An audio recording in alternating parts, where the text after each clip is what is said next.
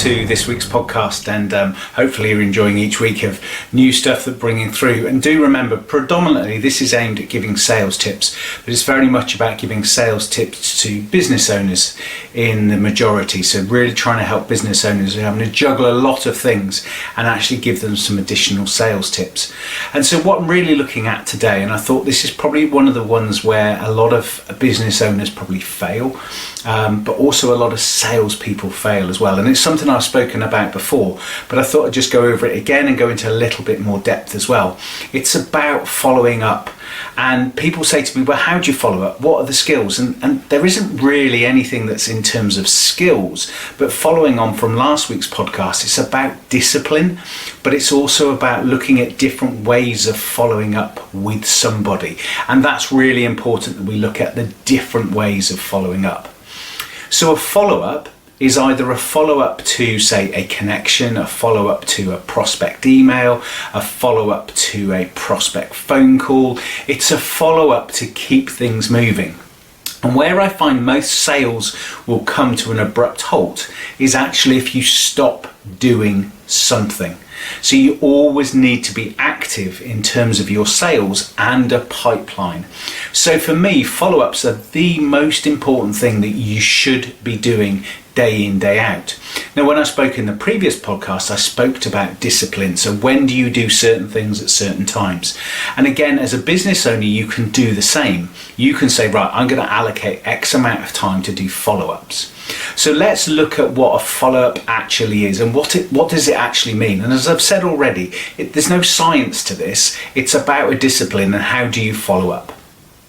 So let's look at LinkedIn for an example, and many of you know that I use LinkedIn in terms of connecting. It's a really good way to build your network, and it's a really good way to be engaging with your target market. You know, let's be honest, there isn't anything else out there that you can connect directly with people.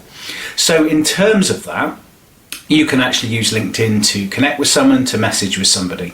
Now, if you're going to connect with somebody and you believe that they are a prospect, then you need to be following through.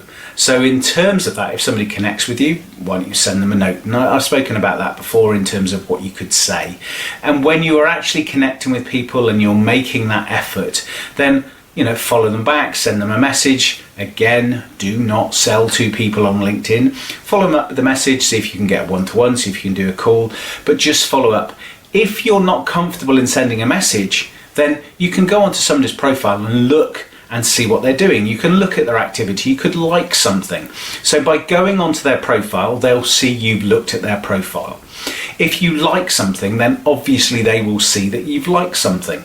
If you actually then comment on something, they will see that you've commented. So you're already engaging with them in a softer way, okay? So you can do that. So if you're not comfortable in the whole sales thing, but you know you need to do some sales, you need to connect with people, then do it. You can use LinkedIn in a really useful way. So definitely send a message to somebody, do not sell.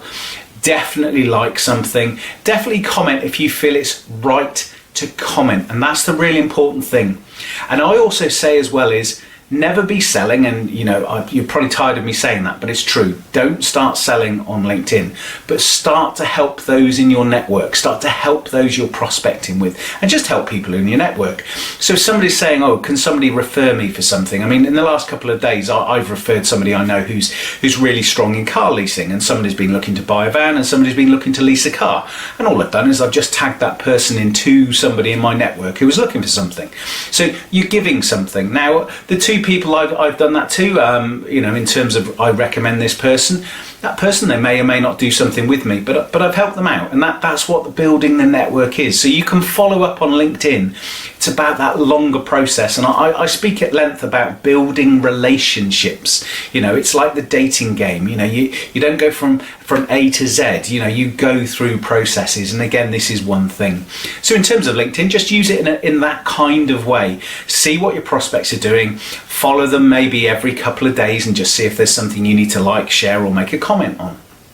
So use that way. It's a really good way to build, but again, never sell on LinkedIn. The second area to look at is just emails. So if you've sent something to somebody, follow them up with an email. When's a good time to follow up? You don't want to be bombarding them every day. Send your proposal, say, I'll leave it with you for 2 or 3 days and then I'll come back to you. So in 2 or 3 days, then you can go back to somebody. And that, again, that's important that you do that, and do that in terms of your discipline. And in terms of that, you can use CRM, you can create yourself tasks, you can create yourself reminders to do things, but make sure you're doing them because it keeps momentum going. In terms of follow-ups are just part of your pipeline, they're part of your sales process, but they should be part of what you're doing all of the time. And as a business owner, you need to be even more disciplined to set aside time for sales, set aside time for accounting, set aside time for operations, and also set aside time for the doing, what you do best. So when we look at emails, just a little follow-up emails, what have you thought? Again, it's not direct, it's not hard selling. You just need to be, what do you think? And remember, people just need little nudges, because it's like, oh yeah, I remember, I was just going to come back to you, this got in the way, I was going to call you back. You need to think about those various things that are in there. So emails are really good just to follow up. And in my experience, you need to be following up somewhere between 5 to 8 times to get somebody to eventually go, do you know what? Yes, we're ready to go. And you need to be aware of what your process is. And you also need to know when you're probably hitting 6, 7 or 8 times, either there's a big objection going to come in, or someone's going to say no, and therefore you can find out what it is, and there may be an objection, there may be a genuine reason they're not going to go, but again, you can then reprioritize that for later down the track. Or somebody goes, yes, I'm ready to buy. So you need to remember 3 outcomes that are going to come when you're following up. So email is great, and use that. Also telephone, so just ringing people up. This day and age, again, the telephone, yes, people are still using it, and people are using it more, I think, in these COVID times. And I think particularly now with all the things about the group of 6 and everything like that, people are still using telephone, and telephone is key, but you can use it as a prompt. Now, when you talk about the telephone, gone are the days where I grew up with a phone in the corner. Now we're dealing with mobile phones. People are using technology. So you could be ringing a landline number, which goes to a mobile phone. You could be ringing somebody on their mobile, and that's fine to be able to prompt people in that way. So if you're just nudging people along, you can do a phone call, that's fine, and that could be a good use of your time if you can get hold of them. If not, then another way is just to text somebody. You could text somebody, just send you an email, or just going to send you an email, is there anything else I can put in there? Again, it's a personal touch. Again, just stage in terms of the process when you're going to do it. Another thing you can do as well with your phone is a number of people now are on WhatsApp. I think there's 64 million messages sent a day on WhatsApp around the world. So it is a huge messaging tool. I mean, that's probably the reason that Facebook bought it. There's Facebook Messenger, but people now are using WhatsApp in many different ways in terms of messaging. So when you're looking at messaging, you can prompt somebody with a WhatsApp message. A little tip I'll give you on WhatsApp messaging is make sure your profile picture for WhatsApp looks right. A lot of people have just got their sort of family type photos on there, which is their profile picture on a WhatsApp. So if you're going to be using WhatsApp in a business setting, just stick a photo on that's you, that's professional. I mean, for me, I use the same photo I use on my LinkedIn. I just do. That's part of me, that's part of my brand. But if you're going to use WhatsApp, it's still professional. You can still send it. And of course, with WhatsApp, based on people's settings, you can see if they've had the message, you can see if they've opened it. So again, you get some of that interaction as well. But more and more people are starting to use WhatsApp to message in a business setting.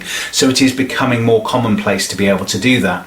You can as well, and I do it with 1 or 2 clients, you can also have the ability to message on WhatsApp. You've got the ability to send information on WhatsApp as an attachment. You can also use WhatsApp as a video call as well, and with 1 or 2 of my clients I do that. So again, you can use that in terms of that follow-up. So we've got lots of technology around us, and it's really important that you can start to use that.